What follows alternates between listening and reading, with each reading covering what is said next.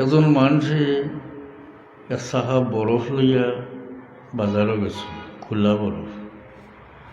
তো মানুষের দাম দর হলেন, তার মনে মনে আরো বেশি দাম পাইতে, আরো ফরে বেশিবা ফরে বেশিবা ফরে। অনেকক্ষণ গেছে এটা, শেষে মত করলা যে না বেশি নিত।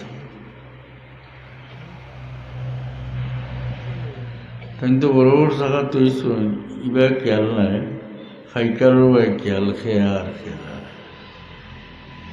তখন বেশিলেই তা যখন খেয়াল করছেন, বেশিলে তো বেটারে মাল দেওয়া লাগবে, মালেরও হয়েছে ইয়াতে কই নাই, ফুটা ফুটা ফুটা ফুটা হয়ে গেছে। কত টাইম গেছে, খোলা বরফ ফুটা ফুটা ফুটা ফুটা হয়ে পুঞ্জি শেষ হয়েছে। সুন্দর উদাহরণই না ঠিক হলা। আমরা জীবন লিগে যদি আমরা অপেক্ষা করার থাকি বালা কাম কর্ম অমুক তারিখে তাইলে বরফ জ্বালা ফুটা ফুটা হইয়া শেষ হয়ে গেছে, পুঞ্জি শেষ হয়ে গেছে।